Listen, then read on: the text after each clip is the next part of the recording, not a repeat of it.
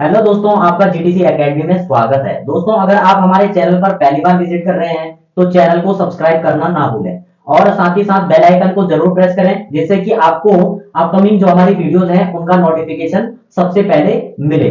आज हम बात करने वाले हैं एक्सरसाइज 3.2 की।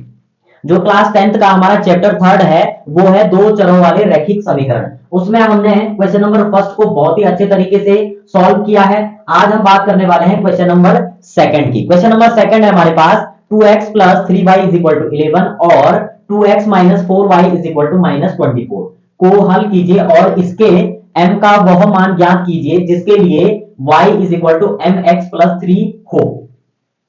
अब इसमें जो है हमने क्या करना है, हमारे पास दो रैखिक समीकरण दी हुई हैं और हमने क्या करना है कि m का मान निकालना है। ठीक है, तो सबसे पहले m का मान निकालने के लिए हमें y की वैल्यू चाहिए और x की वैल्यू चाहिए। उसके बाद हमारा जो है m का मान निकल जाएगा। तो x और y की वैल्यू हमें कहां से मिलेगी? वो मिलेगी हमें समीकरण फर्स्ट और सेकंड से। तो उसी मेथड को हम इसमें यूज करने वाले हैं। तो सबसे पहले हम क्या लिखेंगे, जब हल करेंगे तो इसका हल क्या होगा?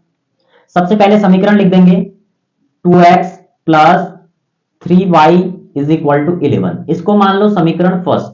दूसरी समीकरण क्या हो जाएगी? 2x minus 4y is equal to minus 24। इसको मान लो समीकरण सेकंड। ठीक है, अब इसमें जो है हम क्या लेने वाले हैं, एक ऐसी समीकरण लेंगे कि जिसको हम इजी बना देंगे और उससे हमारा x का या y का मान निकल जाएगा। तो हम समीकरण जो है सेकंड लेते हैं, तो यहां पे ले लेंगे समीकरण सेकंड से। अब समीकरण सेकंड क्या है हमारे पास? हमारे पास समीकरण सेकंड है 2x minus 4y is equal to minus 24। अब यहां से इस 4y को हम इज इक्वल टू के इधर भेज देंगे तो ये माइनस में है, इज इक्वल टू के उधर जाके क्या हो जाएगा? प्लस में हो जाएगा। तो हमारे पास क्या आ जाएगा? 2x तो इज इक्वल टू के इधर ही रहेगा, ये माइनस 4y इधर जाके क्या हो जाएगा आपका? प्लस का 4y। ठीक है, अब इसमें जो है हमें x की वैल्यू चाहिए, लेकिन x के साथ तो 2 भी है, तो 2 को इज इक्वल टू के उधर भेज देंगे तो क्या हो जाएगा? x की वैल्यू आ जाएगी हमारे पास माइनस 24 प्लस 4y अपॉन ये x के साथ जो 2 है वो क्या है? मल्टीप्लाई में है, यानी कि गुणा में है। तो गुणा वाला नंबर जब हम इज इक्वल टू के इधर भेज देते हैं तो वह हमेशा हर में चला जाता है। कहां चला जाता है? हर में चला जाएगा, यानी कि आपका डिनोमिनेटर हो जाएगा ये। तो इसको मानेंगे समीकरण थर्ड। अब यहां से हमें x की वैल्यू मिल गई है। x की वैल्यू हम कहां रख सकते हैं? समीकरण फर्स्ट में। समीकरण सेकंड में नहीं रखेंगे क्योंकि समीकरण सेकंड से तो हमने x की वैल्यू निकाली है। अब किस में रखेंगे? समीकरण फर्स्ट में। तो यहां लिख देंगे x का मान समीकरण फर्स्ट में रखने पर, जब हम x का मान समीकरण फर्स्ट में रखेंगे तो क्या हो जाएगा? समीकरण फर्स्ट क्या है? 2x plus 3y is equal to 11। अब x की जगह x का मान रख देंगे तो क्या हो जाएगा? 2 और ब्रैकेट के अंदर क्या आ जाएगा आपके? x की value minus 24 plus 4y upon 2 और बाद में क्या है? प्लस 3, तो प्लस 3 इज इक्वल टू 11। ठीक है, अब ये जो 2 है ये आपका गुणा में है ब्रैकेट के बाहर और ये क्या है? अपॉन में है। तो इस 2 से हम इस 2 को कैंसिल कर सकते हैं। ठीक है, ये यहां पर आपका 3y है। अब जब 2 से 2 कैंसिल हो जाएगा तो हमारा क्या बच जाएगा? माइनस 24। अब ये भी प्लस में है, चलो पहले ब्रैकेट खोल लेते हैं, plus 4y plus 3y is equal to 11। ठीक है, इस 2 से ये 2 कैंसिल हो गया तो हमारे पास क्या बच गया? ये पूरा बच गया। अब ये दोनों प्लस में है तो कितना हो जाएगा? ये हो जाएगा 7y और इस माइनस 24 को इज इक्वल टू के उधर ले जाएंगे तो क्या हो जाएगा? इससे आगे इधर कर लेंगे, इस माइनस 24 को इज इक्वल टू के उधर ले जाएंगे तो प्लस हो जाएगा और ये दोनों ऐड हो जाएंगे। तो जब ऐड हो जाएंगे तो कितना हो जाएगा? 4 और 3 कितना हो जाएगा? 7 और y है तो कितना हो जाएगा? 7y is equal to 1 plus, अब ये प्लस क्यों हुआ? ये माइनस में है तो प्लस हो जाएगा, इधर हो जाएगा आपका 24। ये क्या हो जाएगा? 7y इज इक्वल टू, इन दोनों को ऐड करेंगे तो कितना आ जाएगा? ये हो जाएगा 4 और 1 ऐड करेंगे तो 5, 2 और 1 ऐड करेंगे तो 3, यानी कि 35। अब y की वैल्यू चाहिए तो y को इधर ही रहने दो, इज इक्वल टू के इधर। ये यहाँ मल्टीप्लाई में है यानी कि गुणा में है y के साथ, तो ये इज इक्वल टू के इधर जब भेज देंगे तो ये आपका हर में चला जाएगा। अब जब आपका डिनोमिनेटर में चला जाएगा तो इस 7 से 35 कट जाएगा 5 टाइम, यानी कि y की वैल्यू कितनी आ गई हमारे पास? 5। ठीक है, अब एक चीज तो हमने निकाल ली है, ठीक है जी। अब जो है हमने क्या निकालनी है, x की वैल्यू। तो x की वैल्यू निकालने के लिए क्या करेंगे, y के मान को हम क्या रख देंगे समीकरण थर्ड में। तो जब हम समीकरण थर्ड में रख देंगे तो क्या हो जाएगा, x का मान निकल जाएगा। तो यहां लिख दो y का मान समीकरण थर्ड में रखने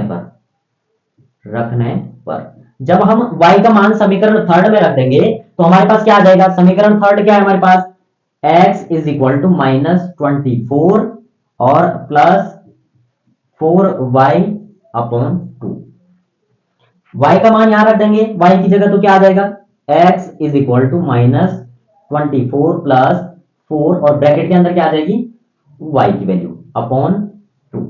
ठीक है जी। अब क्या हो जाएगा, x इज इक्वल टू -24 और 4 5 जा कितना हो जाएगा 20, ठीक है, अपॉन हो जाएगा 2। x इज इक्वल टू, इसमें जब हम ध्यान देंगे तो ये माइनस में है और ये प्लस में है, तो प्लस माइनस का माइनस हो जाएगा, लेकिन सिंबल आएगा बड़े नंबर का सिंबल आ गया। 24 में से 20 घटा देंगे तो कितना होगा, ये हो जाएगा 4 अपॉन 2। इस 4 से ये 2 कैंसिल हो जाएगा, तो x की वैल्यू कितनी आ जाएगी, -2। x की वैल्यू कितनी आ गई है, -2। अब x की वैल्यू भी आ गई है, y की वैल्यू आ गई है, हम m का मान निकाल सकते हैं। तो यहां पर इससे आगे मैं इधर कर लेता हूं। देखिए यहां पर क्या लिख देंगे, m का मान ज्ञात करने के लिए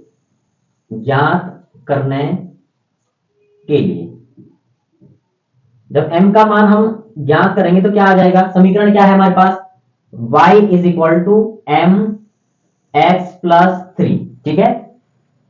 x की वैल्यू क्या है -2, y की वैल्यू क्या है 5, तो y की वैल्यू इधर आ जाएगी, m की वैल्यू हमको फाइंड करनी है, मल्टीप्लाई x की वैल्यू कितनी है -2, तो ये हो जाएगा -2 और ये कितना है +3, ठीक है।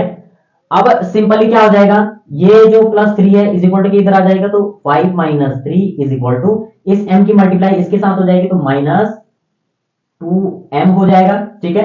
अब जब 2m हो जाएगा तो दैट मींस क्या हो जाएगा, इन दोनों को सब्सट्रैक्ट कर देंगे तो क्या होगा, ये हो जाएगा आपका 2 is equal to -2m। m की वैल्यू चाहिए, तो m की वैल्यू निकालने के लिए m के साथ ये जो 2 है हमारा ये मल्टीप्लाई में है, तो इज इक्वल टू के इधर आ जाएगा, तो क्या हो जाएगा, ये हो जाएगा m is equal to 2 upon -2, इस 2 से 2 कैंसिल हो जाएगा, तो हमारे पास m की वैल्यू कितनी आ जाएगी, m इज इक्वल टू, इसने इसको कितनी बार काटा, 1 टाइम, यानी कि 1, यानी कि m की जो वैल्यू आई है हमारे पास वो कितनी आई है 1। तो दोस्तों इस प्रकार से हमने m की वैल्यू निकाल ली है जो हमको क्वेश्चन में फाइंड करना था।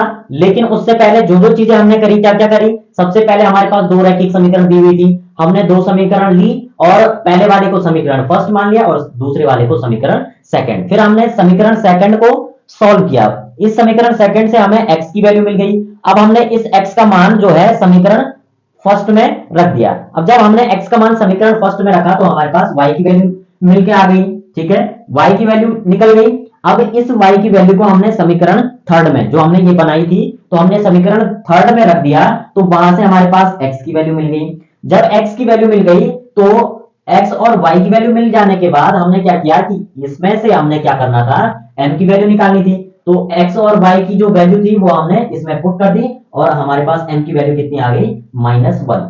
तो दोस्तों इस प्रकार से जो हमारा एक्सरसाइज 3.1 है, यह मोस्ट इंपॉर्टेंट क्वेश्चन है जो आपके बोर्ड का एग्जाम है उसके बेस से, ठीक है। तो आपको इस क्वेश्चन को बड़े अच्छे तरीके से देखना है। एक बार अगर आपकी समझ में नहीं आता है तो आप 2-3 बार देखें, अगर फिर भी नहीं आता है तो आपके मन में जो भी डाउट होगा आप कमेंट में पूछ सकते हैं। तो दोस्तों अगर आपको यह वीडियो अच्छी लगे तो वीडियो को लाइक शेयर एंड सब्सक्राइब करके बेल आइकन को जरूर प्रेस करें। तब तक के लिए बाय बाय।